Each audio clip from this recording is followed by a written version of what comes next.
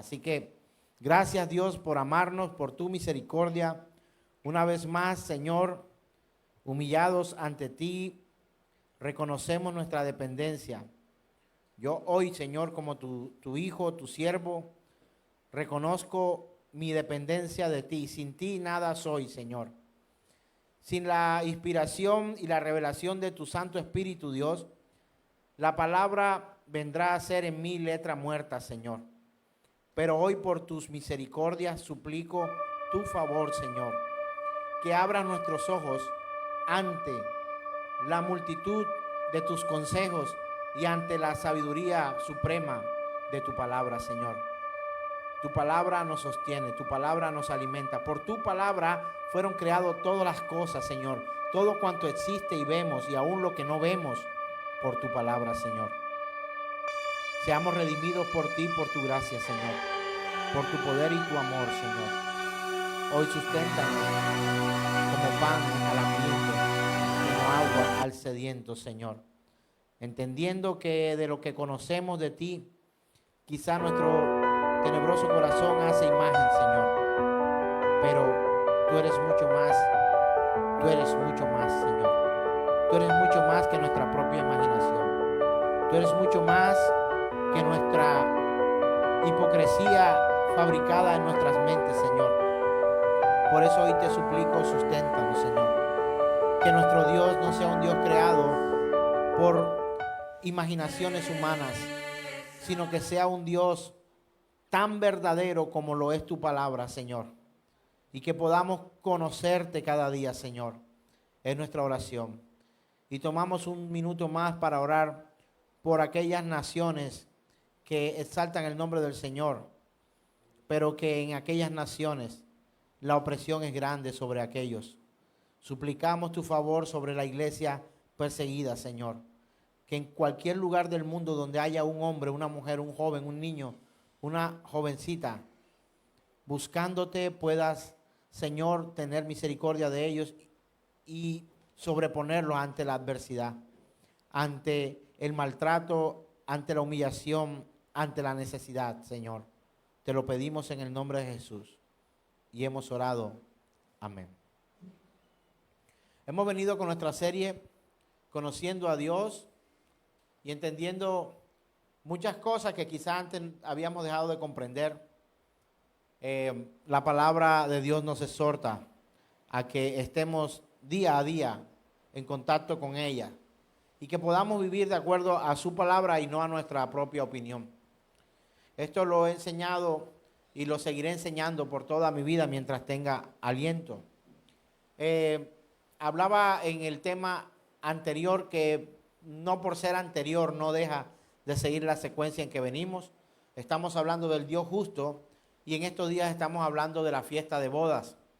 Por eso el tema de hoy se llama Y sigue la fiesta, porque continuamos aprendiendo de esta palabra. Y recordaba en la enseñanza anterior que algunos toman solo porciones bíblicas para dar a conocer el mensaje de Dios, pero no toman el contexto completo porque esa otra parte nos incomoda, porque esa otra parte quizás nos da pena confesarla o nos da temor hablar de ello.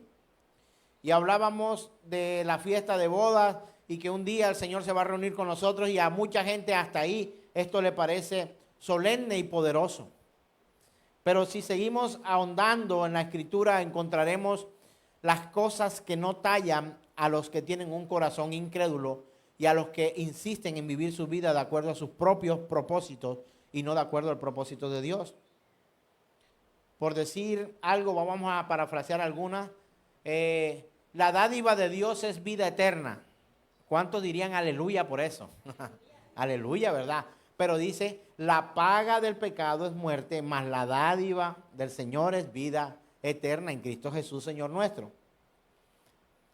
Y yo me sentí identificado con Tomás, el incrédulo, con Pedro, el llamado entre las iglesias de hoy, el terco, y quizás, no sé, un poco de David para cantar y tocar, un poco del apóstol Pablo para esforzarme a llevar el mensaje, pero nos parecemos más al feo Tomás, incrédulo, y al terco Pedro, porque si nos analizamos, insistimos en vivir como queremos y no como Dios nos manda. Palabras del Señor a Tomás, incrédulo, cuando le dijo, porque viste, creíste. Bienaventurados aquellos que creen sin ver.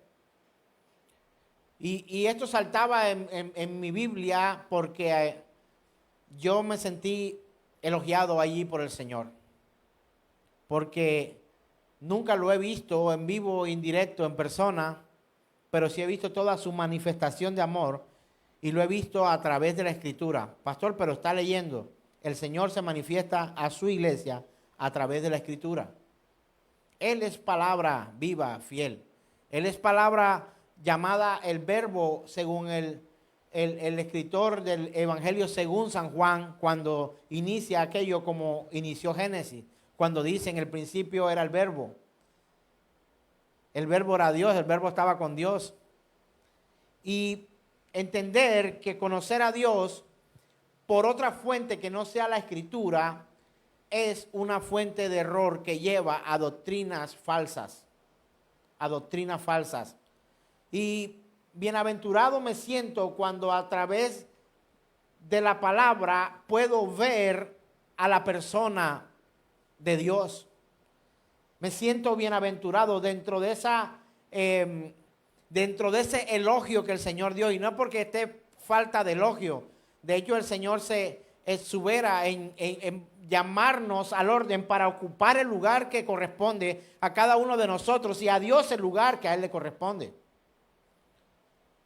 Y una de las manifestaciones de Dios sobre la tierra a través de la vida de Cristo, de Jesús, no fue solo venir a salvarnos porque le dimos vuelta a esto y creímos que el Evangelio se trataba solo de nosotros y del amor de Dios sobre nosotros. Pero recordando la palabra y yendo a cada cita, hemos aprendido que de las cosas más importantes de las cuales nuestro Señor Jesús vino a esta tierra, la primera de ellas no fue a salvarnos. La primera de ellas fue dar a conocer el nombre de Dios a través de su vida. Y los que creyeran en ese nombre, en ese Dios poderoso del que habla la Escritura, entonces obtendrían bien, misericordia, favor, beneficio. O sea, no es antes, es luego de esto. Y hace una separación, pastor, está hablando de manera elitista, pero Dios, lo voy a decir así, sí hace diferencia entre el justo y el injusto, entre el que le sirve y el que no le sirve. Dice la palabra, tendríamos que cambiarla, que no separó las aguas del cielo con las aguas de la tierra. Él es un Dios también de separación. El agua que estaba en los cielos, puso una en la tierra, puso una hasta allá. Desde el Génesis encontramos esto. Él separa las cabras de las ovejas, separa la sana doctrina de la falsa doctrina, separa al condenado del salvo. Él separa a las familias muchas veces. Cuando hablamos la palabra, hay unos en una esquina y otro en otra. En una esquina los que opinan y defienden su opinión. Y en la otra esquina, en el cuadrilátero, encontramos aquellos que se ciñen a la Escritura. Separa el Señor constantemente. Antes separó, hoy separa y separará mañana. Y lo hace a través de la palabra. Nos separa a nosotros. De hecho, la palabra santo o consagrado significa eso, apartado para Dios. Y debemos comprender esto. En esta fiesta vamos a encontrar, y voy a hablar un poco así rápidamente, porque si quiere conocer toda esta serie va a tener que irse atrás y mirar en YouTube o en Facebook. Mientras dura la transmisión va a encontrar usted allí las instrucciones que hemos venido aprendiendo. Por eso le insisto a muchos cercanos y le digo, procura no faltar para que no te pierdas de lo que hemos venido enseñando de una manera ordenada, organizada. No son pasos, pero sí es el orden en el que el Señor los da. Y la semana anterior hablábamos de esta fiesta. Ahora voy a leer la escritura y voy a recordar someramente lo que hablamos de la vez pasada para que usted lo tenga en cuenta. La escritura que vamos a leer está en Mateo capítulo 22, verso 1 en adelante. Y es llamada la fiesta de bodas. Debe estar alrededor de la 30. Mateo capítulo 22, verso 1 en adelante. Vamos a leer ahora, o voy a leer sin interrupción para continuar con la enseñanza. Parábola de la fiesta de bodas. Respondiendo Jesús.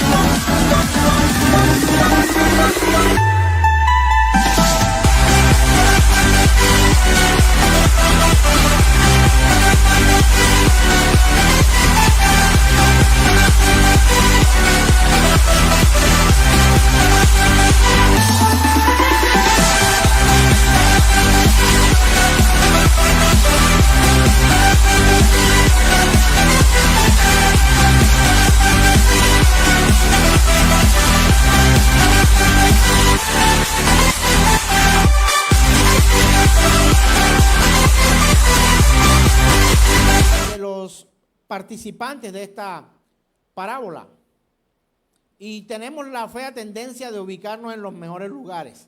De hecho, el mismo Señor hace una enseñanza en una parábola parecida donde van a una boda y Él enseña en la boda, le dice: procura no sentarte en las sillas de adelante, más bien siéntate atrás, porque quizás llegando el novio o el que te ha invitado te va a decir de atrás: vente hacia adelante, eres invitado especial. Y tenemos la fea tendencia de ponernos en la posición más santa de la Escritura, quitándole el lugar a Dios. Y vamos a ubicarnos acá. Hemos venido trabajando la serie del Dios justo, el atributo de justicia de Dios, pero se nos olvida muchas veces que en la justicia de Dios ningún colado permanecerá en el cielo. Y les hacía una pregunta a ustedes. ¿Piensas que así como cuando te cuelas en el banco o cuando llegabas tarde a la escuela y te metías por la pared? Yo recuerdo en el San Juan del Córdoba, en Tangamandapio, mi pueblo, en Ciénaga, natal del alma, nos volábamos la pared y entrábamos, y cuando el profesor se descuidaba hasta nos metíamos al salón.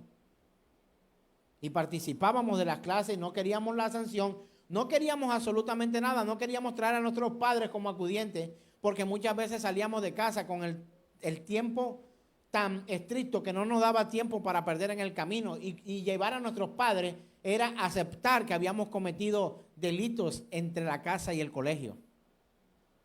Y no queríamos esto. Pero déjeme recordarle que en el cielo usted no podrá colarse. No puedes. Por mucho que conozcan aquellos que estén sentados, no sé si en las primeras filas, a la diestra o a la derecha del Señor, usted no podrá colarse al cielo, ni ninguno que usted conoce se podrá colar al cielo, porque los que allí estén estarán bajo unas características y unas condiciones que el mismo Señor ha dispuesto para aquellos, pero que no nos gusta ver. Identificamos primero en esta parábola al rey. El rey es una tipología de padre, Hay un rey que es el padre. En el verso 2 encontramos donde dice: el reino de los cielos es semejante a un rey. Ese rey es el padre. Y la fiesta de bodas, entender que es el llamamiento al cumplimiento de la profecía más esperada por todos los tiempos en la Escritura. La fiesta de bodas, sí, un matrimonio. ¿Quién es el novio? Es el príncipe en aquel momento, o el hijo del rey, que es rey también con todos sus atributos, toda la potestad del padre puesta en su hijo, toda la capacidad del padre transmitida a su hijo, porque él y el padre uno son, juntamente con el Espíritu de Dios. Encontramos a ese hijo que tipifica a Jesús. Mire, yo le voy a traer una enseñanza con esta palabra, aunque a usted no le guste. ¿Sabe qué hacemos muchas veces? Omitimos lo que no nos gusta de Dios, como cuando tratamos de presentar a nuestros amigos, a nuestros padres o a alguien que conocemos, tratando de esconder sus aparentes errores y defectos. Y creo que esta es una de las razones más principales por las cuales hoy se predica un evangelio sin la verdad completa. Porque algunos se avergüenzan de presentar a lo que llaman o al que llaman padre, porque hay cosas de su padre que no le parece que sus amigos deberían conocer. Yo perdí el miedo a dejar de justificar a Dios en su soberana palabra, porque lo hacía. Yo omitía: la paga del pecado es muerte, y anunciaba: la dádiva de Dios es vida eterna en Cristo Jesús. Pero una cosa no se puede separar de la otra.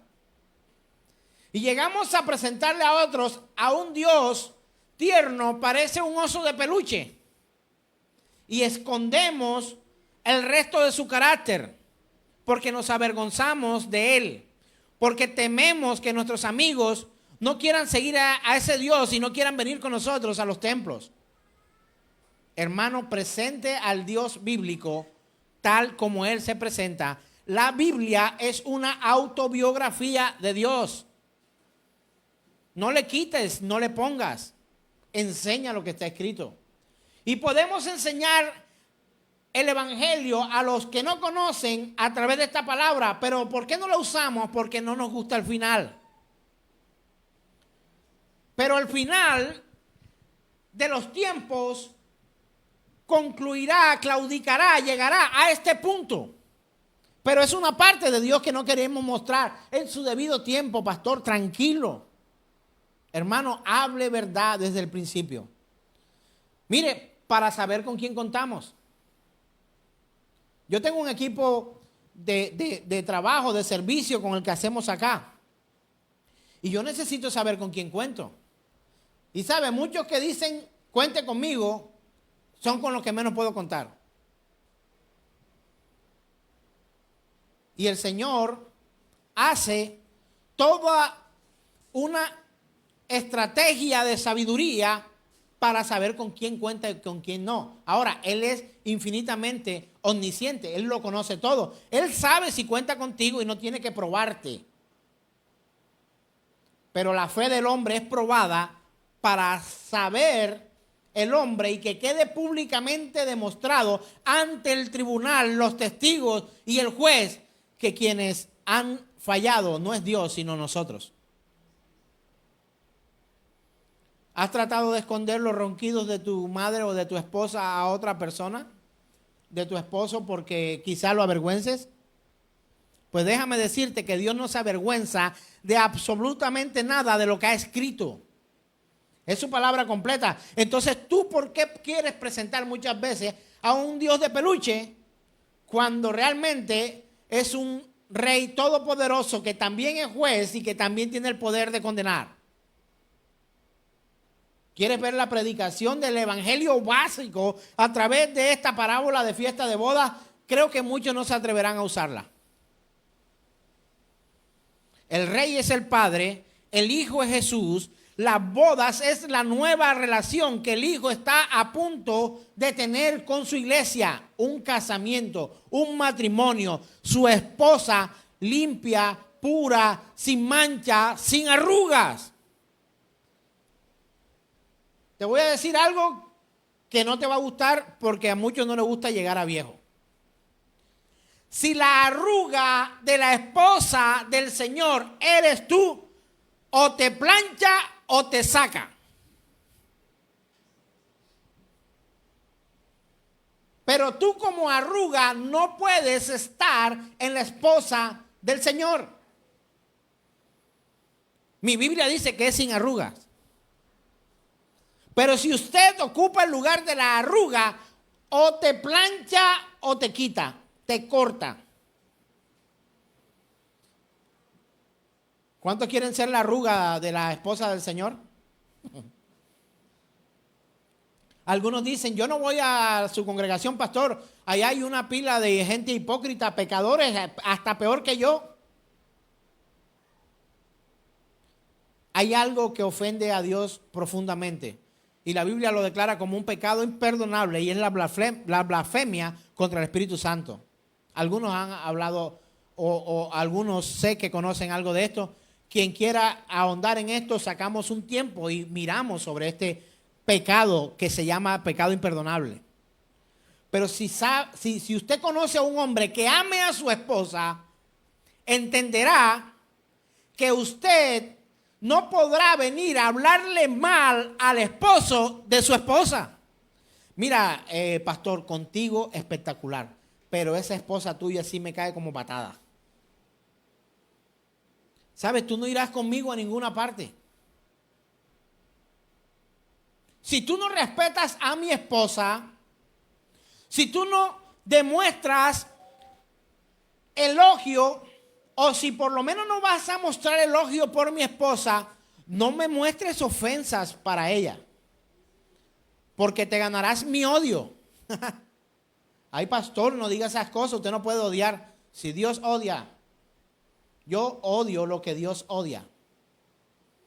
Y no me es contado por pecado, sino por justicia. Habla de la fe, pero tenemos que aborrecer lo que Dios aborrece. Por ejemplo, el pecado, si Dios aborrece el pecado, también tenemos que tener el mismo sentido de aborrecimiento de lo que Dios aborrece. Y si hay algo que Dios no va a dejar pasar, es a colados en su fiesta. La fiesta sigue. Quien no sigue es el colado. Por eso el tema de hoy se llama así. La fiesta sigue. No solamente porque es la continuación del tema anterior, sino porque a pesar de sacar al colado de la fiesta sigue. Sin el colado. Ahora, ojalá el colado no seas tú. Habla de unos convidados, de unos siervos, en el verso 3, y envió a sus siervos a llamar a los convidados a las bodas, mas estos no quisieron venir. Está hablando de los apóstoles a los cuales se le encomendó la tarea de dar a conocer la revelación de la Escritura en la persona de Cristo Jesús. Los antiguos conocían las Escrituras, la Torá, y la tenían para obedecer. Y los apóstoles quisieron llevar a aquellos eruditos, estudiosos de la ley, al conocimiento de que esa palabra que se estaba estudiando y que se sabían de memoria y que se repetían una y otra vez, esa palabra estaba frente a sus ojos, pero aquellos no quisieron recibir la instrucción. No quisieron aceptar la fiesta, no quisieron aceptar la invitación. Apóstoles de Cristo llevando el mensaje. los apóstoles que están en la Escritura son certeros, los que la Biblia llama apóstoles. Los apóstoles que hoy se autodenominan o les llaman apóstoles, si no están escritos en la Biblia, falsos son. No, yo hago labor apostólica. Todos debemos hacer una labor apostólica cuando somos enviados a predicar el evangelio. No, pero una cosa es que yo sea enviado a hacer la labor apostólica de enviado para predicar el evangelio, y otra que yo me autodenomine apóstol para ganar en medio de ustedes un estatus social mayor que usted en medio de la congregación. Ni a Jesús lo llamaron apóstol, y él fue enviado por Dios. Y repetimos Juan 3:16 cuando dice, porque de tal manera, ¿qué pasó? ¿Qué hizo? Envió. El mayor de los apóstoles, el mayor de los enviados es nuestro Señor. Y a él ni siquiera le llamaban apóstol, sino maestro.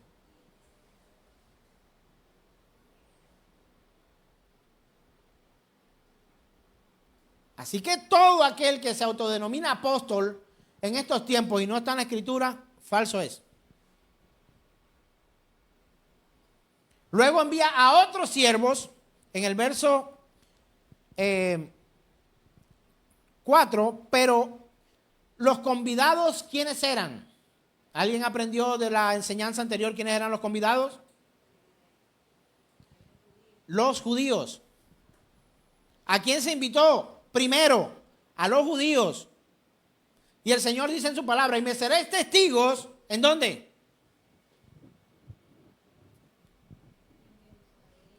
Tenían que ser testigos primero en su propia tierra, en Jerusalén, y luego expandir el mensaje de la verdad del evangelio por todos los lados como enviados.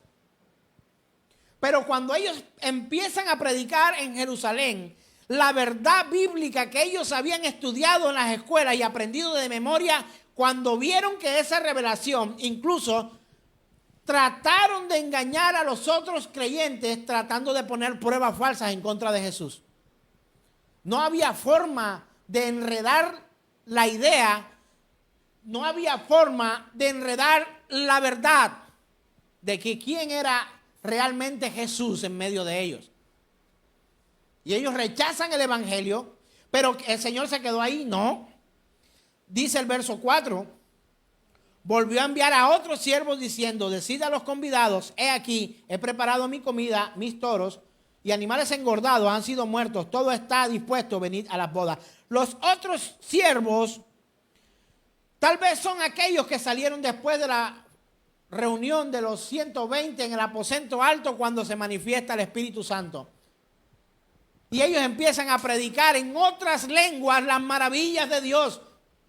Y quiero que salga otra vez de otro lodo doctrinal de tratar de imponer unas lenguas que no entienden ni los que las hablan, que no existe traductor alguno para poder comprender que cuando el Espíritu Santo de Dios se manifiesta en Pentecostés y aquellos empiezan a hablar las maravillas de Dios en otros idiomas, en otras lenguas, y cuando estaban allí los de Ponto, los de Frigia, los de Asia, los de gente de otro lugar, romanos, los de Atenas, escuchaban hablar las maravillas de Dios en sus idiomas. Ahí el don de lenguas se está hablando claramente de que era idiomas, no inventos humanos. Mire, en Sincelejo, Sucre, donde fuimos de misioneros para plantar una congregación, encontramos un lugar en donde sentaban a la gente y le enseñaban a hablar en lenguas. ¿Cómo le parece a usted esto?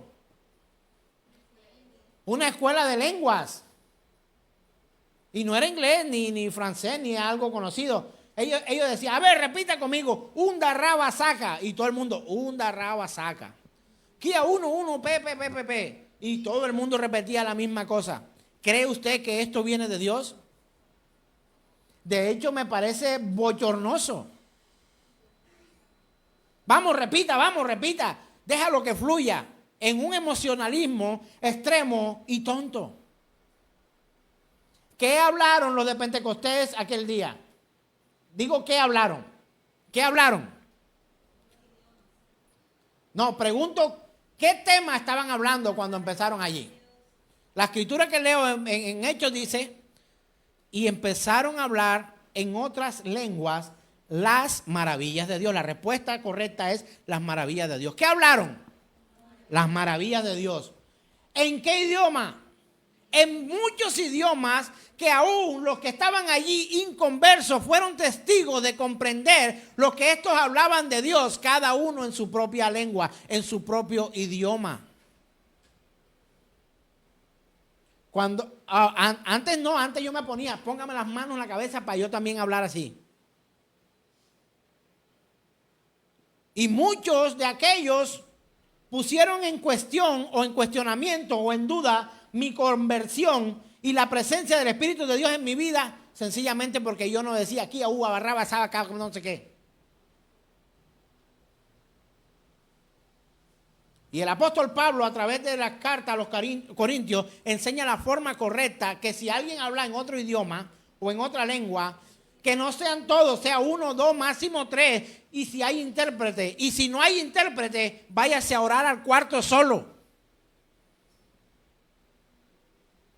Porque lo que hace es distraer. Porque lo que hace es sacar el contexto del cual hay una enseñanza clara de la Escritura, pero este viene a formar show a través de una falsa espiritualidad. Y nos catalogábamos. Llegaban donde imagínense, ese pecado de mentira me llevó a mí a tentarme para yo también mentir. Es más, yo le pregunto a ustedes acá, ¿alguna vez tuvieron que tirarse porque alguien le puso la mano en la cabeza porque le daba pena con el que estaba predicando?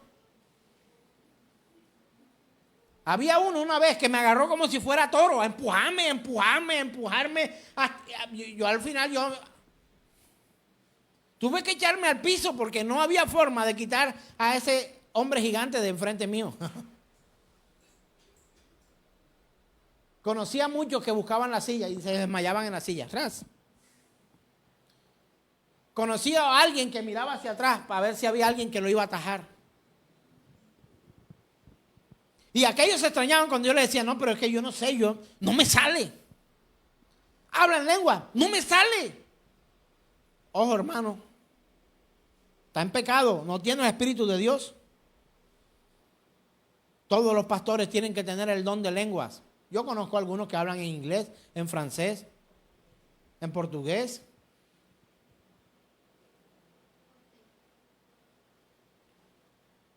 Adrián Rogers dijo, algunos quieren hablar otras lenguas y no saben dominar la propia.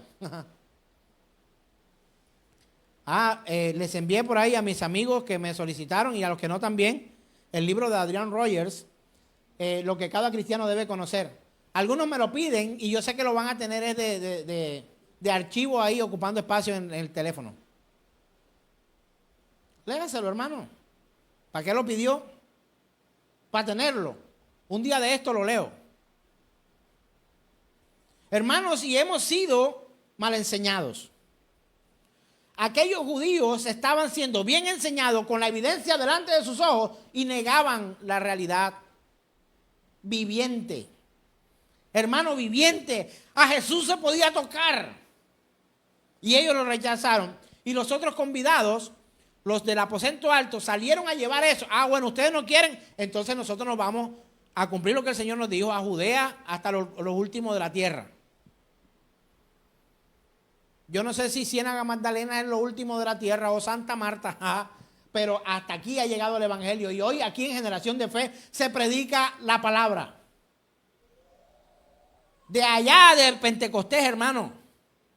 Estas verdades bíblicas solamente pueden ser inspiradas a aquellos que entendieron la verdad de Dios, que conocieron o que conocen diariamente o que se esfuerzan no con una fuerza humana, sino a través del Espíritu de Dios para comprender la Escritura y llevar el mensaje claro a otros. ¿Sabe quiénes son mis hermanos? Los que predican la verdad. Los que no predican la verdad no son mis hermanos. Lo siento mucho. Ay, pero no seas tan cruel, pastor. No son mis hermanos. ¿Son tus hermanos? Si predican mentira, la Biblia que leo dice, vosotros sois de vuestro padre el diablo, que es mentiroso desde el principio. Si mienten al predicar, hermano, o sea, blanco es, ¿cómo que? Gallina lo pone y frito y revuelto se come.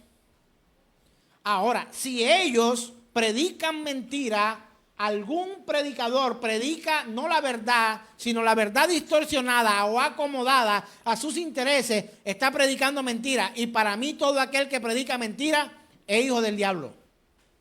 Ay, pastor, eso sonó bien, aleluya. Pues no me importa. Porque tenemos que predicar la verdad.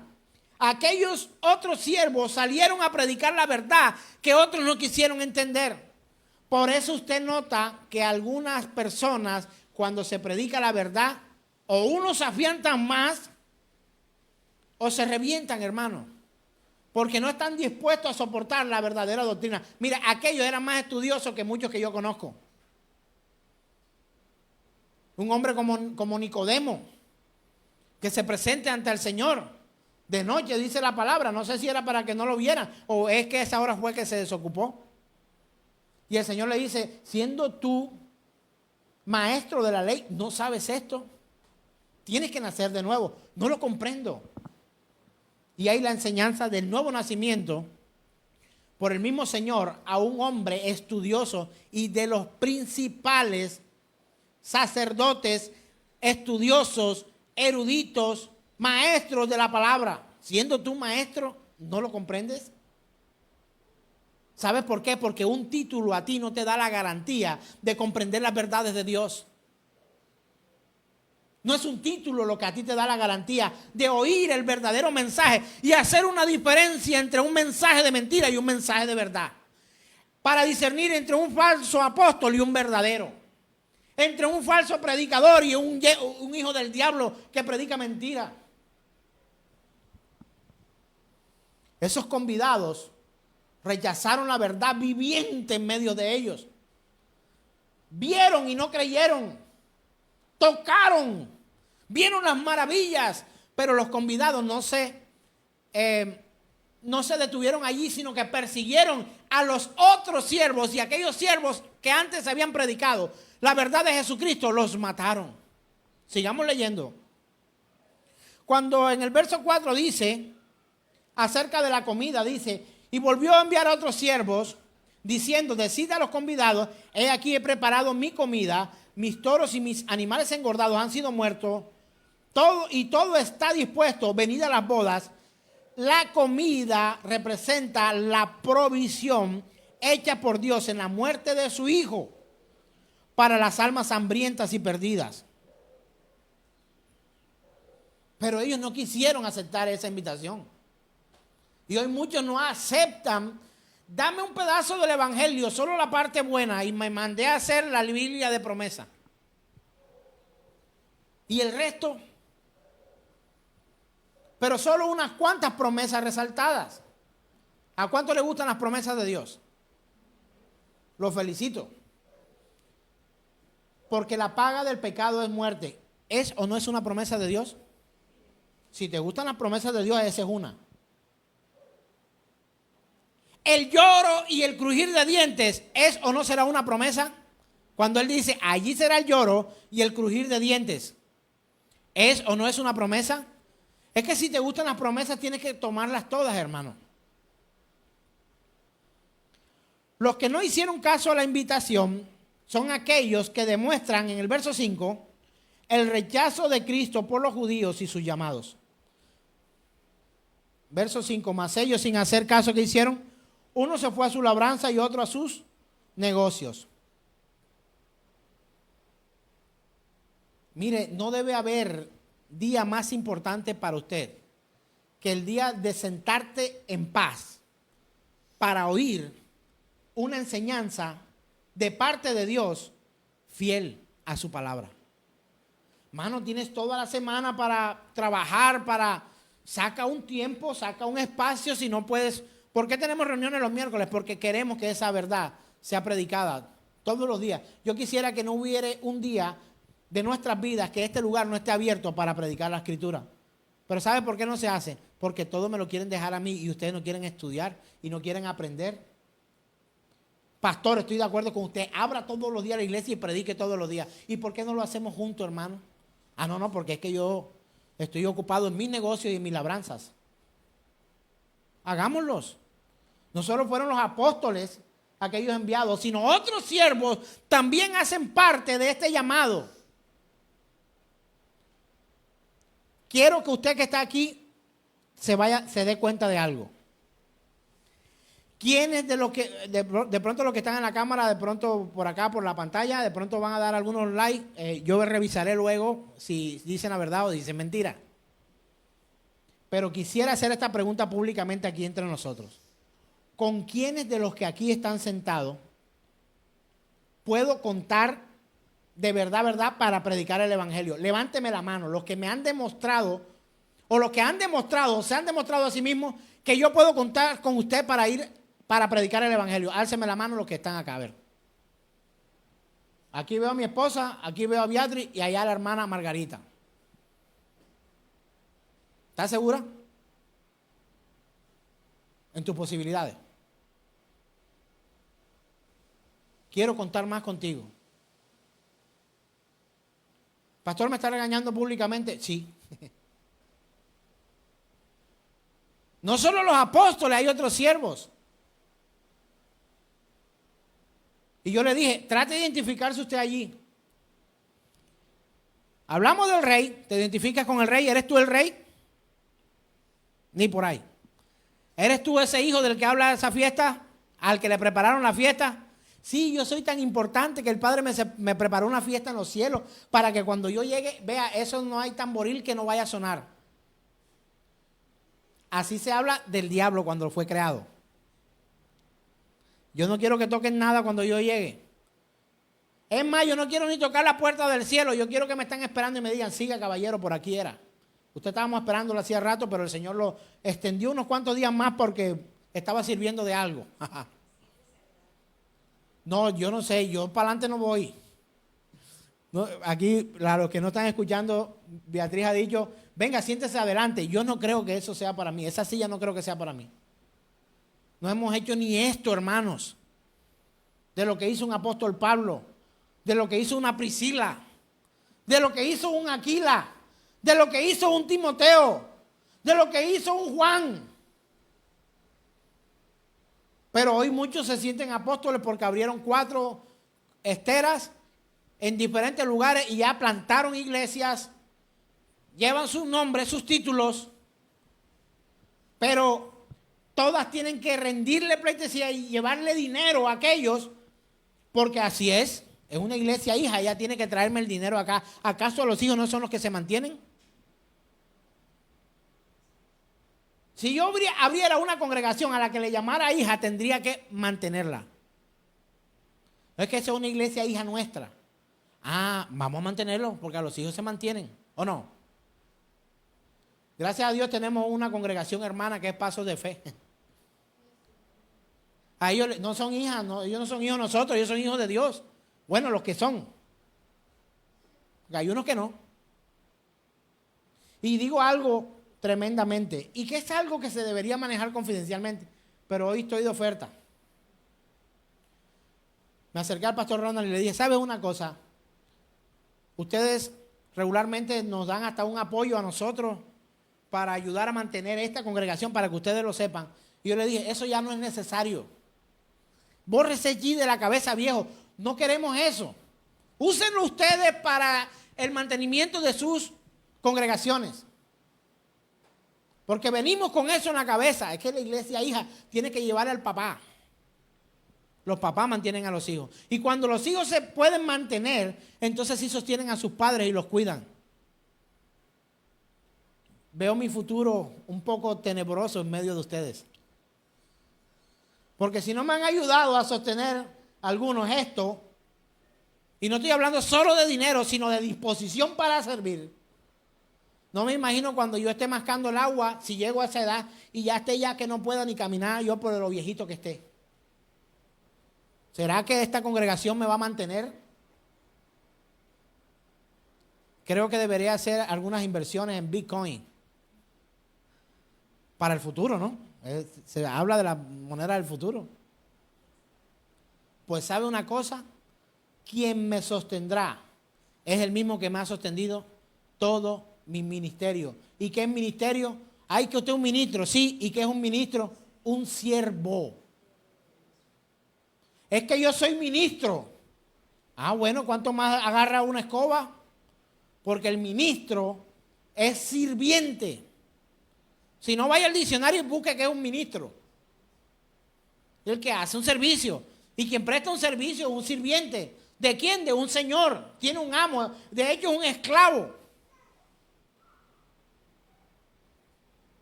Pero hoy no. Hoy los ministros son más elevados que el rey.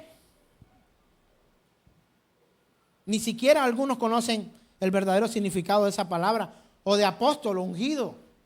O de profeta. ¿Qué cree usted que es un profeta? ¿O lo confunde con un adivino? ¿Qué cree usted que es una profecía? ¿O lo confunde con una adivinación o con una premonición? ¿Qué cree usted que es una profecía? Porque hay una línea muy delgada entre profecía y adivinación. Algunos quieren llamar revelación de Dios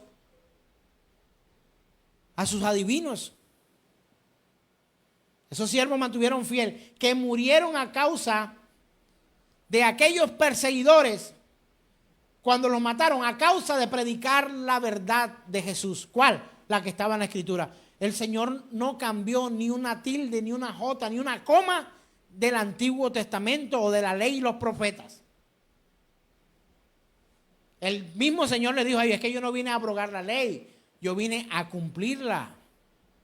A mostrarle a ustedes cómo es la cuestión, a enseñarle de mi Padre.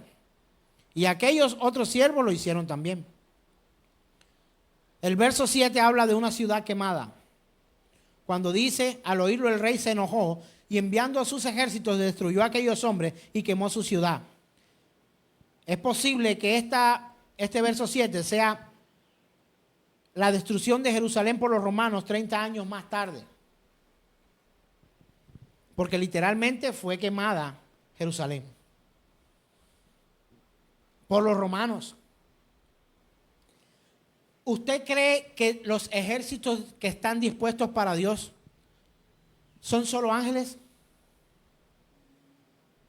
Usted sabe que si Dios quisiera bombardear Colombia, ¿podría usar cualquier ejército del mundo con armas reales y físicas? Si hay alguien que es capaz de algo, es Dios.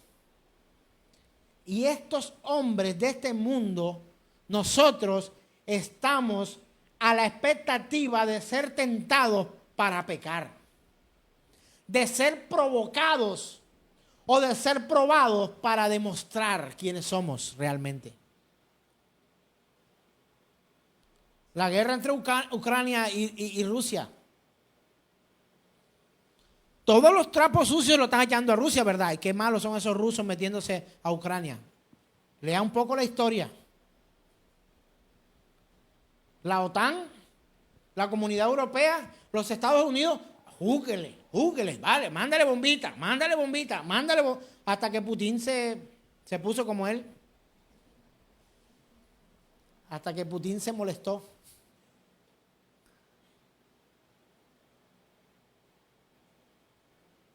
Y el Señor, al parecer, en una teoría humana, usó al ejército romano para hacer cumplir esta palabra. 30 años luego, Jerusalén quemada a causa de los romanos. Verso 10. Y saliendo los siervos por los caminos, juntaron a todos los que hallaron juntamente, malos y buenos, y las bodas fueron llenas de los convidados. Boda llena de convidados. Y dice: salieron por los caminos. La salida por los caminos es la invitación universal del Evangelio. Dígalo conmigo. Es la invitación universal al Evangelio. Vámonos a lo que el Señor dijo. Por tanto, id y haced discípulos, ¿a dónde? A todas las naciones. ¿A quién le dijo eso? A sus discípulos. Y los discípulos apóstoles le dijeron ¿a quién? A los otros 120. Y esos 120 hicieron la tarea. Hoy el pastor Amel les predica. Mundano, infiel, mentiroso, pecador, lo peor de este mundo, recibió un día el evangelio para ser transformado por Cristo Jesús.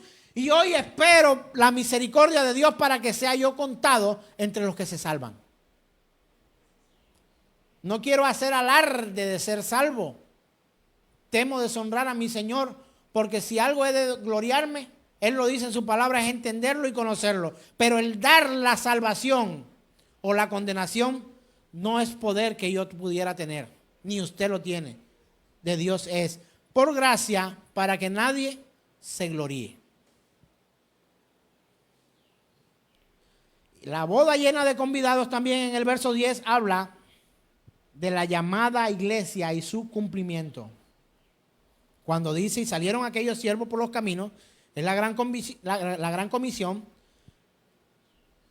Y cuando dice, juntaron a todos aquellos que hallaron juntamente malos y buenos, y las bodas fueron llenas de convidados, es cuando el Señor nos invita a la fiesta de participar de esas bodas en toda la tierra. El llamado es ¿a quiénes? A todos. Pero no todos quieren ir. Mire, para mí la relación de congregarnos es una sombra de lo que sería nuestra vida eterna con el Señor. Se alaba, se invita, vengan. Unos no quieren venir, otros están allí, otros de pronto se cuelan entre nosotros. Se adora, el Señor habla. Ya yo no usaré esto, sino será el Señor. Ya yo no seré un emisario, un enviado del Señor, un siervo, un sirviente de Dios para anunciar. Yo no tendré nada que anunciar, estaré ahí. No sé si en primera fila, pero oyendo y viendo cara a cara al Señor, eso espero. Esa es la meta de mi vida, hermano. La meta de mi vida no es tener casas, carros, becas, viajes. Ay, pastor, pero ¿cómo ha cambiado usted su forma de ser? Ahora es un hombre que no tiene aspiraciones. No, mi aspiración sí cambió, pero por una más grande. Y con más tiempo. Se llama vida eterna.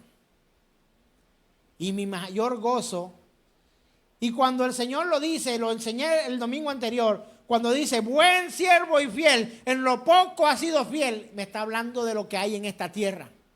Lo poco, en lo mucho te pondré, entra en el gozo de tu Señor. Y para mí el gozo del Señor es poderlo ver en su esplendor como un Dios justo, amoroso, eterno, bueno, inmutable, bondadoso, clemente, omnisciente, soberano. Ese será el gozo de aquellos que creen a la palabra de Dios.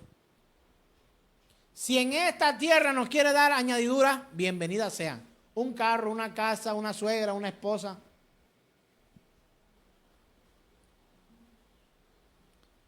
El rey que entró para ver a los convidados, ¿quién cree usted que es? ¿Cree usted que ese es el mismo que entró en la primera parte? Dice la palabra en el verso 2 que un rey hizo una fiesta a su hijo. Cuando acá en el verso 11 dice, y entró el rey para ver a los convidados y vio allí un hombre que no estaba vestido de boda. Ese rey viene a hacer una labor de revisado y lo vamos a ver posteriormente.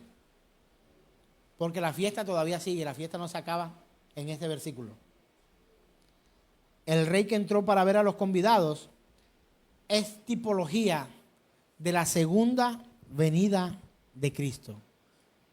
Que en realidad no es la segunda, porque después que Él subió al cielo, Él volvió, estuvo con 500 testigos, se bañó con ellos. Bueno, Él no se bañó en la playa, pero ahí estaba los discípulos ya Pedrito se había quitado la ropa y otra vez estaba nadando en cuero en el mar. Si lo lee bien, ojalá lo lea bien. Dice que se había asido de su ropa y se había tirado ahí al mar. O sea, él también había vuelto a sus labores. Pedro había dicho, no, se murió este señor. Ahora ya todo quedó aquí en un cuento. Él no pensaba que lo iba a ver así cara a cara. Y cuando el Señor abre su boca, la Biblia que leo dice, las ovejas oyen su voz y le siguen. Cuando Él se manifiesta a los discípulos, que abre su boca, ellos voltearon y dijeron, es el Maestro. Y se lanzaron allá a las aguas y salieron. Y dice la Escritura que se sentaron y aún Él les tenía preparado comida cuando salieron del agua. Ellos también habían vuelto a sus andanzas, a sus labranzas y a sus negocios. Pero cuando vieron a Jesús, ya no había nada que discutir. Comió con ellos, se sentó allí y les demostró ante sus ojos su resurrección. Eso podríamos decir, esa es otra venida de Cristo. No, Él volvió. Pero cuando hablo de la segunda venida de Cristo es cuando su manifestación en gloria y poder se va a hacer no solamente ante su iglesia y sus escogidos, sino que dice la Escritura, todo ojo le verá. Y vendrá Él. Y toda lengua confesará que Jesús es el Señor para la gloria de Dios Padre. Pero muchos son los llamados, pero pocos los escogidos. El rey entra y se da cuenta de algo, que había uno allí vestido de una manera distinta.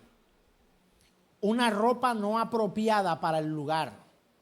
Y no estoy hablando de que si puedes o no venir en pantaloneta a la iglesia, al templo, como dice algunos, la iglesia, o al templo a congregarnos. El rey o se estilaba que la fiesta más importante no solamente tenía el rey que mandar la tarjeta de invitación como a veces nos llega. Ya ni nos llega tarjeta de invitación, ahora nos llega un WhatsApp con un muñequito.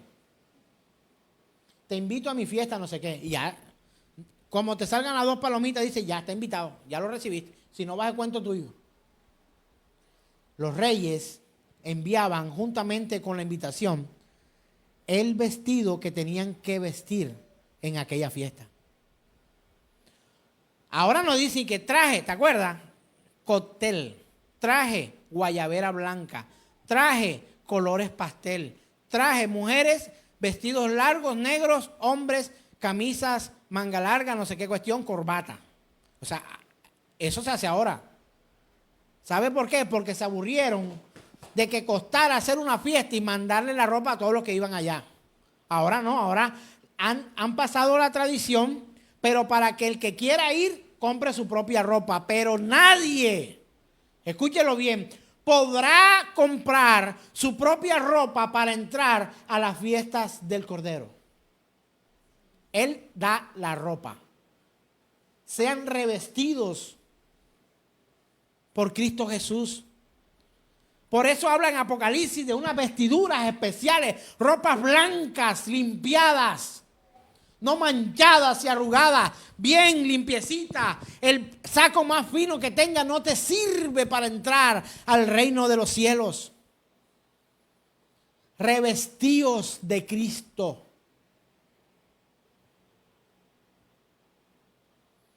Y el rey que entra a ver a los convidados y ve entre ellos en los versos 2 y 3,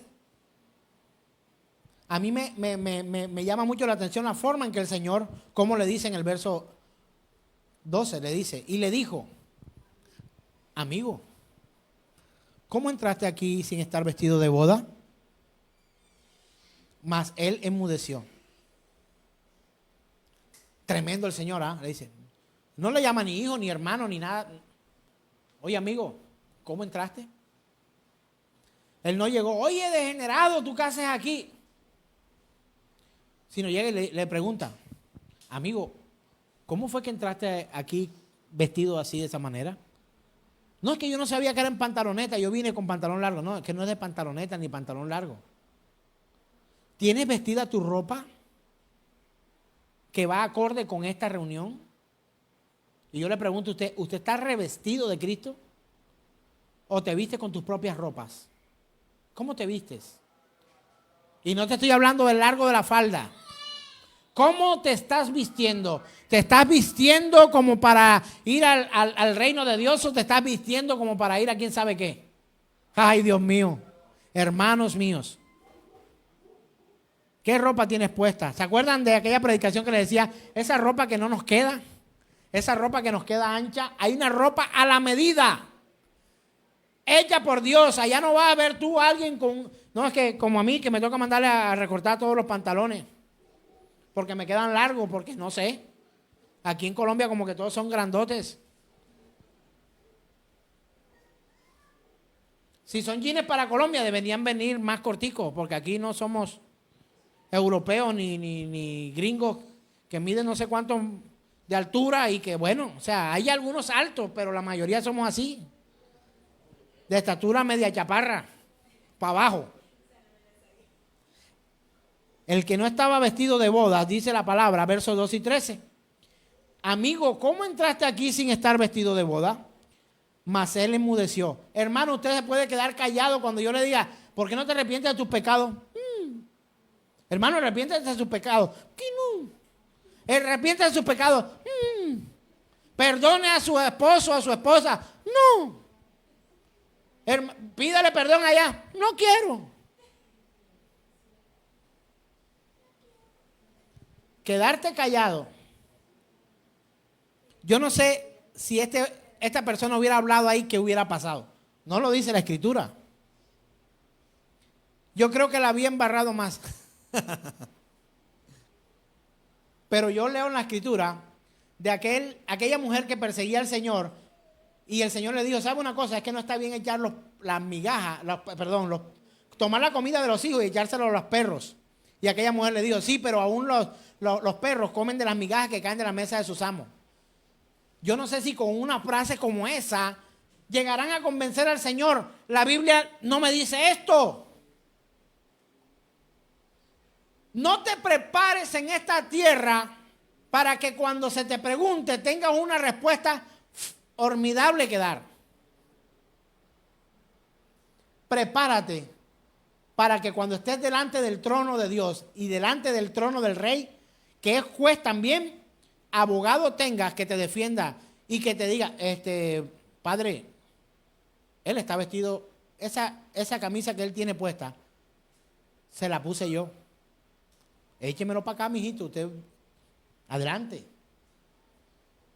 Y ese que está aquí, ese traje, como no hay pitos en la transmisión, no le voy a hacer fama a ninguno. Ese que tiene el traje costoso, ese que está ahí, ese no se lo compré yo, ese lo compró él. No habrá forma en que tú te cueles en el cielo. El no vestido de bodas, atado y echado fuera a las tinieblas, nos muestra a nosotros la separación entre la paja y el trigo. Él limpiará su era. En Mateo capítulo 3 encuentras esto. ¿Por qué no cortas todo? No, yo no voy a cortar ahora la cizaña, porque si corto la cizaña de mi sembrado, ¿qué va a pasar? Se me va a ir el trigo con ella. Llegará el momento en que yo voy a hacer la poda, en que voy a arrancar el trigo con su fruto. Y cuando yo corte todo, lo que voy a separar el trigo de la cizaña. Mientras tanto, déjalo que crezcan juntos, que se ven hasta hermosos. Mire para ver que está a su lado si se ve hermoso. Ahora mire para adelante, míreme a mí, o mira a Cristo, no sé. Ahora piense, ¿ese hermoso o hermosa que vi a mi lado será trigo o cizaña? Si yo he llegado a dudar de mi salvación, ahora imagínese usted, yo si dudo de la suya. Pero lo importante no es que yo dude o esté seguro de su salvación. Es que el Señor te haya dado la oportunidad y tú hayas aprovechado el gangazo de ser salvo por gracia y no por obras. En Mateo capítulo 3, versos 11 y 12, el Señor dijo estas palabras. Primero Juan habla y dice, yo a la verdad os bautizo en agua para arrepentimiento. Pero el que viene tras mí, cuyo calzado yo no soy digno de llevar, es más poderoso que yo. Él os bautizará en Espíritu Santo y fuego, y su aventador está en su mano, y limpiará su era, y recogerá su trigo en el granero, y quemará la paja en el fuego que nunca apagará. Si yo hubiese sido el apóstol Pablo, lo hubiera puesto otra vez. Allí será el lloro y el crujir de dientes. El Señor no es alguien a que usted y yo podamos engañar. Ahora pregunto, ya hemos llegado ya casi al final donde dice que el rey dijo a los que servían, verso 13, atarle de pies y manos y echarle en las tinieblas de afuera, allí será el lloro y el crujir de dientes. Y el verso 14 dice, porque muchos son llamados y pocos escogidos. Pregunto, público, ¿cuántos de los que están aquí han sido llamados? Mueva su mano los que han sido llamados. Hay unos que ni siquiera han sido llamados. ¿Cómo van a ser escogidos? Vamos a hacerlo más cruel. Levántame la mano si tú piensas que tú no has sido llamado. Dígame, pastor, yo creo que Dios no me ha llamado a mí de verdad. A ver, nada por aquí, nada por acá. Abracadabra. Nada por aquí, nada por acá. Todos hemos sido llamados. Todos hemos sido llamados. Ahora pregunto la más dura. ¿Te sientes dentro de los escogidos? ¿Quién se siente dentro de los escogidos? Que diga, yo pastor. Sí.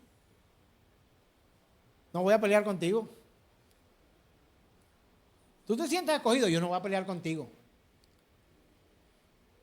Pero a los colados de esta fiesta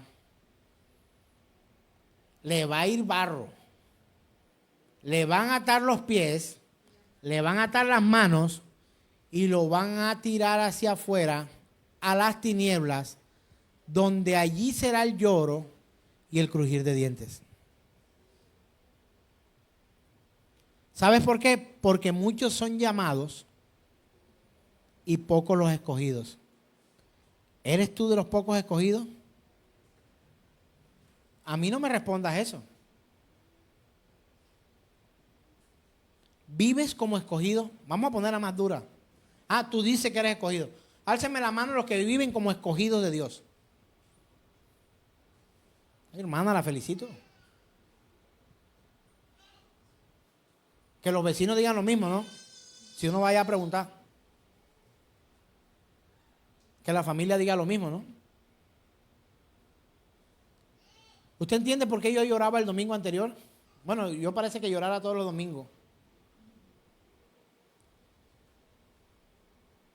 Porque yo quiero ir a esa fiesta, pero me da un taquitaqui cada vez que yo pienso ese día. Alguien me dice, tienes que estar seguro de tu salvación. Yo admiro a esas personas. Porque también sé que muchos creerán que matando a los predicadores de la verdad le están haciendo un favor a Dios. Porque muchos echaron fuera demonios, levantaron muertos, hicieron milagros en su nombre, predicaron el evangelio, y cuando se presentaron delante del Señor, Él le dijo, ¿sabes qué? No te conozco, apartado de mí, hacedores de maldad. Ese detallito es el que a mí me pone a pensar si el día que yo esté delante del Señor tendré la oportunidad de estar brincando y bailando y diciendo, voy para adentro. Apártense que voy para adentro. Voy para adentro. No sé si adelante o atrás, pero voy para adentro. Yo quisiera tener esa alegría de esa manera. Pero donde sea que me ponga. Hay otra forma de predicar que a veces escuché y digo, no, mira, ese hombre tendrá una corona llena de pepas porque ese sí le ha predicado un poco de gente. Cada alma es una piedra ahí en la corona. Bueno, la verdad no le encuentro mucho sentido teológico a esto. ¿Nos enseñaron eso, sí o no? Dice, habrán unos que tendrán un hilito así de oro. Un hilito. ¿De dónde sacaron esto? Tampoco sé. Pero lo que sí sé es que arrojarán corona delante de él. Y eso me interesa más que la corona. Y esa canción que cantaron ustedes aquí al final, o no sé si al final o la segunda, cuando dice, cuando los santos marchen ya con su corona en vez de cruz. ¿Cómo dice? Cuando los santos marchen ya con su corona en vez de cruz. Señor, yo quiero ir con ellos para encontrar a mi Jesús.